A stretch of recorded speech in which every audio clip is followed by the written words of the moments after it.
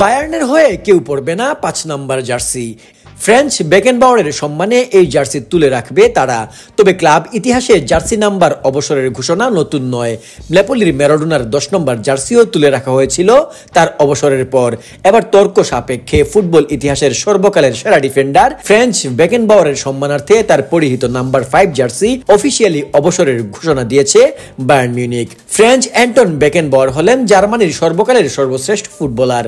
German এই কিংবদন্তি ৫০-এর দশকে জার্মানির মিউনিখে জন্মগ্রহণ করেন। তার সময়ের সেরা ফুটবলার ছিলেন তিনি। জার্মানির হয়ে প্লেয়ার এবং কোচ উভয় ক্ষেত্রেই জিতেছেন বিশ্বকাপ। পূর্বে জার্মানি দুটি ভাগে বিভক্ত ছিল।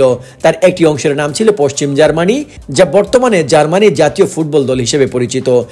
সেই পশ্চিম জার্মানির হয়ে বেকেনবাওয়ার খেলেছেন ৩টি বিশ্বকাপ এবং এর মধ্যে ১৯৭৪ সালে জিতেন ন্যাশনালের সর্বোচ্চ আসরটি। তিনি জার্মানির হয়ে খেলেছেন ১০৩টি ম্যাচ ও গোল করেছেন ১৪টি। ক্যারিয়ারের ইতি টেনে যোগ দেন কোচিং ক্যারিয়ারে।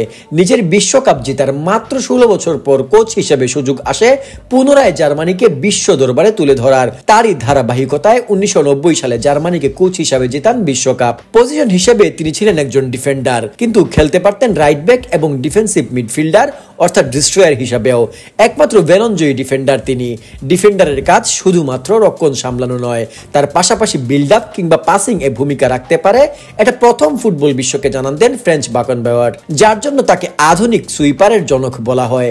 ৬০-এর দশকের শুরুতে জার্মানির এসসি ১৯০৬ মিউনিখের হয়ে প্রথম ফুটবলের হাতে খড়ি তার। এরপর ৬০-এর শেষার্ধে যোগ দেন জার্মানির শ্রেষ্ঠ ক্লাব বায়ার্ন মিউনিখে। ক্যারিয়ার জুড়ে একাধিক ক্লাবে খেললেও দীর্ঘ সময় জুড়ে ছিলেন বায়ার্ন মিউনিখে। বাভারিয়ানদের হয়ে খেলেছেন ৪২৭টি ম্যাচ, করেছেন ৬০টি গোল।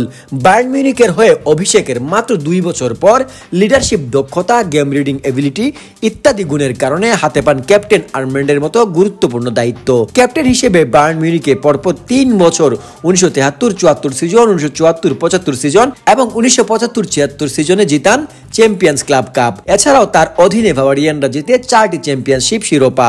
বায়ার্নের হয়ে তার অধিনায়কত্বে এই সাফল্যগাথার ধারাবাহিকতার বজায় থাকে জার্মানি জাতীয় দলের হয়েও। একই বছর ক্লাব ও জাতীয় দলের হয়ে ক্যাপ্টেন হন তিনি।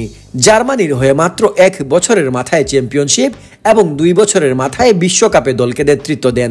দলগত সাফল্য ছাড়াও ব্যক্তিগত অর্জনেও সমৃদ্ধ ফ্রেঞ্চ বেকেনবাওয়ারের ক্যারিয়ার। ইটালির পাওলো মালদিনির পর দ্বিতীয় সেরা কিংবা তর্ক সাপেক্ষে ফুটবল ইতিহাসের সর্বকালের সেরা ডিফেন্ডার তিনি।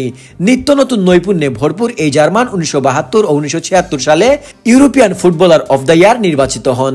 জার্মানির জাতীয় দলের দায়িত্ব নেওয়ার মাত্র ২ বছরের বিশ্বকাপের রানার্স আপ হয় তার দল এবং তারপরের বিশ্বকাপে শিরোপা ঘরে তুলে বেকেনবাওয়ারের নেতৃত্বাধীন জার্মানি।